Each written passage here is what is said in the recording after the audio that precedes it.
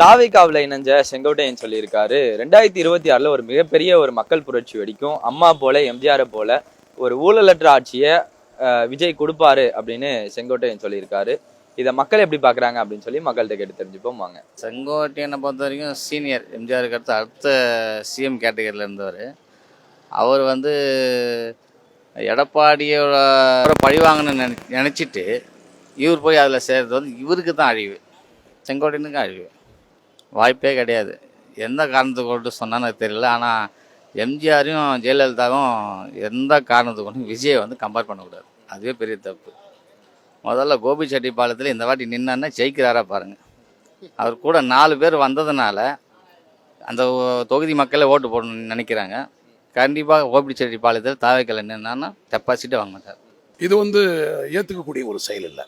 ஏன்னா இவருடைய திறமைக்கும் இவருடைய அனுபவத்துக்கும் இவர் வேற எங்கேயும் போகாத அமைதியாக இருந்ததுனால இவர் பேரில் உள்ள ஒரு மரியாதை மிகச்சிறப்பாக இருந்திருக்கும். இவர் கட்சியை ஒன்றா இணைக்கணும் அப்படின்னு இவங்க பேசுறது ஏற்றக்கூடியது, அதில் மாறுபட்ட கருத்து இல்லை. ஆனால் அதே சமயத்தில் இவரை எதிர்க்கிறோம் அப்படிங்கிற ஒரே ஒத்த காரணத்துக்காக ஒரு தகுதி இல்லாத இடத்துல போய் சேர்ந்தது. இவருடைய திறமையும் இவருடைய தகுதியும் 50 ஆண்டுகள் அரசியலை ஒரே ஒரு செகண்டில் சின்ன பிள்ளைத்தனமாக முடிவெடுத்து அவருடைய வாழ்க்கை வீணடிச்சிட்டாருங்கிறது தான் எங்களுடைய கருத்து. இவங்களுடைய தலைவர் வேற, இவங்களுடைய அம்மாவுடைய திறமைகள் வேற, ரைட்டுங்களா?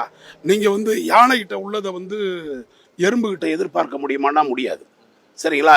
ஆலமரம் எங்க, கீழே இருக்கிற சாதாரண புல் பூண்டு செடி எங்க, புல் பூண்டா இருக்கிற நேற்று முளைச்ச காளாங்கிட்ட கொண்டு போய் ஒரு ஆலமரத்தை ஒப்பிடுறதே மிகப்பெரிய அவருடைய அனுபவத்தில் என்ன அவருக்கு ஆச்சுங்கிறதா எங்களுடைய கேள்வி. ஏன்னா ஆலமரத்துடைய தன்மை வேறு, ஆலமரத்தின் கீழே இருக்கிற காளானுடைய தன்மை வேறு. ஒரு காளானையும் ஒரு ஆலமரத்தையும் ஒப்பிடுறதே இது செங்கோட்டையனுடைய 50 ஆண்டுகால அரசியல் வாழ்க்கையை வீணடித்து அவருடைய கண்ணை மறைச்சிட்டு தான் நாங்கள் சொல்லுவோம். அம்மாவே தூக்கி போட்டாங்க 2011. குப்பையில் இல்லை, கேடு கேட்ட குப்பை மாரி தூக்கி போட்டாங்க. எடப்பாடி பழனிசாமி தான் அவருக்கு வாழ்வே கொடுத்தார், சரிங்களா? கூப்பிட்டு பள்ளிக்கல்வித்துறை அமைச்சராக கொடுத்தாங்க. இந்த எடப்பாடிக்கே துரோகம் பண்ணிட்டு இப்போ போறாரு இவர். தற்குறி. இப்போ இவர் போய்கிறார். இவர் அவனோட கேவலமான ஒரு தற்குறியாக தான் இருப்பார் செங்கோட்டையன், சரிங்களா? கோபிச்செட்டி படத்தில் விஜய் கட்சியில் இவரே நின்னார்னா நிச்சயமாக தோப்பார், சரிங்களா? 9 முறை எம்எல்ஏ இருந்தார், அவருக்காக ஓட்டு போடல. ரெட்டையாளன்ற சிம்பிள்னால தான் ஜெயிச்சார். இனிமேல் ஜெயிக்கிறதுக்கு வாய்ப்பே கிடையாது. அழிவு காலம் நெருங்கிச்சு. அவர் இதுக்கு முன்னாடி யார் ஆட்சி பண்ணாங்களா? எடப்பாடி 4 வருஷம் அழகாக ஆட்சி பண்ணார் இல்லைங்களா? நல்லாட்சி தானே பண்ணார். நல்லாட்சி பண்ணுறதுனால நீ கூடவே இருந்த. இப்போ மட்டும் எப்படி அவர் கட்டாட்சி பண்ணுவார் நீ எப்படி சொல்லுவேன்? விஜய்க்கு என்னங்க தெரியும்? ஏங்க, விஜயே ஒரு தற்கூரி தான். சினிமாவில் நடிக்கிறான், எப்படி பேசுகிறான் காஞ்சிபுரத்தில். அவன்லாம் ஒரு ஆளுன்னு அவனை நம்பி இவர் போகிறாரு. இவருக்குன்னு ஒரு தனி மரியாதையாக இருக்குது செங்கோட்டையனுக்கு. தற்கூரி கூட போய் சேர்ந்தா இவன் தற்கூரி தான் ஆகிட்டார், வேஸ்ட் ஆகிட்டார், அவ்வளோதான். நான் பெரிய ஆனஸ்டாக நினச்சேன். ரொம்ப ரொம்ப பெரிய பெரிய இடத்துல வச்சு பார்த்தேன். ஏன்னா எம்ஜிஆர் கூட ஜெயலலிதா கூட, ஏன் கலைஞர்லாம் ரொம்ப ஃபிட். அவர் அப்படிப்பட்ட ஒரு மனுஷன். அவருக்கும் அவருடைய தகுதிக்கும் ஒத்து வராத அல்லது எதுவுமே செட் ஆகாத ஒரு ஆளுகிட்ட போய் தலைவன் போய் அவங்ககிட்ட அடிமையாக இருக்க போறியே, அது ரொம்ப கஷ்டம். கஷ்டத்துலேயும் கஷ்டம், இந்த மாதிரியான கஷ்டம். நீ ஏன் ஓபிஎஸ், சசிகலா, தினகரன் இவங்க குரூப்பெல்லாம் சேர்ந்து நீ தனியாக ஆரம்பிக்க வேண்டியதானே ஒரு கட்சியை? நீ ஏன் இன்னொரு ஆளுகிட்ட போய் அடிமையாக இருக்க போகிற? அதில் உனக்கு என்ன வரப்போகுது? கோபிச்செட்டிப்பாளையத்தில் நீ மட்டும்தான் ஜெயிப்ப, மற்ற எவனும் ஜெயிக்கவே மாட்டான் அந்த பார்ட்டியில். உன்னால தான் அவங்களுக்கு ஒரு கொஞ்சம் பெருமையாக இருக்குமே தவிர அவங்களால உனக்கு எந்த பெருமையும் கிடையாது. அது போன இடம் சரியில்லாத இடம். அவர் வெறும் சீக்கிரத்தில் அவர் வெளியில் வந்துடுவார். இவர் சொல்கிறது அவங்க 4 பேர் விடுவாங்களா? அவருக்கு விஜய்க்கு பின்னாடி 4 பேர் இருக்காங்க. குஷி, ஆசி, குஷி இவனுங்கெல்லாம் இருக்கிறானுவ. இவனுங்கெல்லாம் இவரை விட மாட்டாங்க மேலே. அவங்களுக்கு கீழே தான் இவர் இருக்க வைப்பார். அப்படியே இருந்தாக்க இவருக்கு செட் ஆகாது. அதிகமாக ஒரு 4 மாதம் இருப்பார், இல்லைன்னா எலெக்ஷன் முடிஞ்சு வந்துடுவார். அங்கே இருக்க மாட்டார், கன்ஃபார்மாக சொல்கிறேன். ஆனால் அவருடைய திறமைக்கும், அவர் நல்ல மனுஷன் சார், ரொம்ப ரொம்ப ரொம்ப நல்ல மனுஷன். அவரை நான் மினிஸ்டராக இருக்கும்போதே நான் பார்த்துருக்கேன், பேசியிருக்கேன், எனக்கு நல்லா தெரியும் அவரை. ஆனால் அவர் இப்போ என்னை மறந்துருப்பார். ஆனால் அவருக்கு இப்படி ஒரு நிலைமை வரக்கூடாது. போய் ஒரு சாக்கடையில் போய் விழுந்த மாதிரி விழுந்துட்டார். எம்ஜிஆர் அவர்களை சொல்லலாம், ஜெயலலிதா அம்மையார் அவர்கள் சொல்லலாம். நிறைய நல்ல விஷயங்கள் செஞ்சுருக்கிறாங்க. ஊழல்கள்ன்றது சில தவிர்க்க முடியாத சூழலில் நடக்க தான் செய்யும். அது எல்லா வியாபாரமாக இருந்தாலும் சரி, ஆட்சியாக இருந்தாலும் நடக்க தான் செய்யும். எந்த ஒரு கட்சி தலைவரும் எந்த ஒரு கட்சியுமே ஊழல் செய்ய முடியாது அப்படின்றது 100க்கு 100 எந்த ஒரு தலைவர்களாலும் யாருமே ஏற்றுக்க மாட்டாங்க. ஒரு சராசரி மனிதன்லேருந்து பெரிய ஒரு சயின்டிஸ்ட் ஆய்வாளராக இருந்தாலும் சரி, இல்லை கட்சி தலைவர்களாக இருந்தாலும் யாருமே ஏற்றுக்க மாட்டாங்க. ஊழலே நடக்காதுன்னு இவர் சொல்கிறது வந்து வேடிக்கையாக தான் பார்க்க முடியுது. யார் செங்கோட்டையனோட சொல்கிறது வேடிக்கையாக தான் பார்க்க முடியுது. இன்னொன்று என்ன ஒரு விஷயம்னா, விஜய் ஊழலற்ற ஆட்சி தருவார்னு சொல்கிறது ரொம்ப ஒரு நகைப்பாக இருக்குது. ஏன்னா அவர் சொந்த வாகனம் ஒன்று எடுத்தார், விஜய் எடுத்தார். அதுக்கே அவர் சரியாக வரி கட்டலை, இன்னும் வரையும் கட்டலைன்னு சொல்லி கோர்ட்டில் இப்போ வரைக்கும் கேஸ் ஓடிட்டு தான் இருக்குது. அதுக்கு முதல்ல அவர் வரி கட்டட்டும், அதுக்கப்புறம் ஒரு ஊழலை பற்றி அவர் சொல்லட்டும். எப்படி சொன்னார் அப்படின்றது செங்கோட்டையன் சொன்னாருன்னு தெரியல. அதுதான் அவருடைய அரசியல் முதன்மைக்கு இவர் போகிற இடம் அது வந்து சரியான இடம் இல்லை.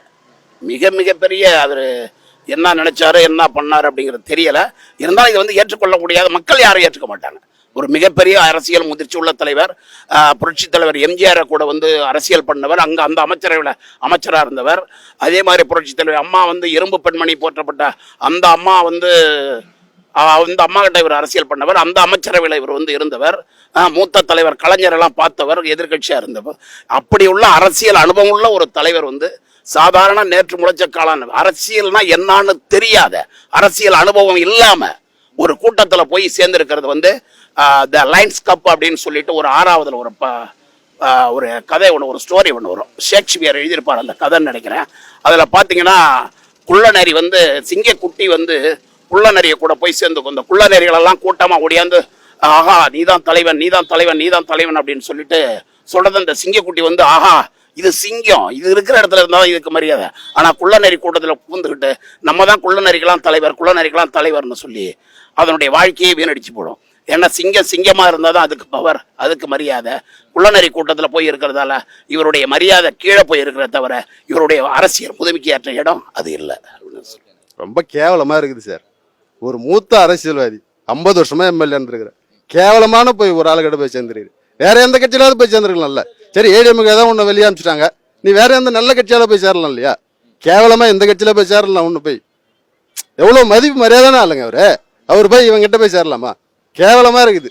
அதான் நடக்கவே நடக்காது.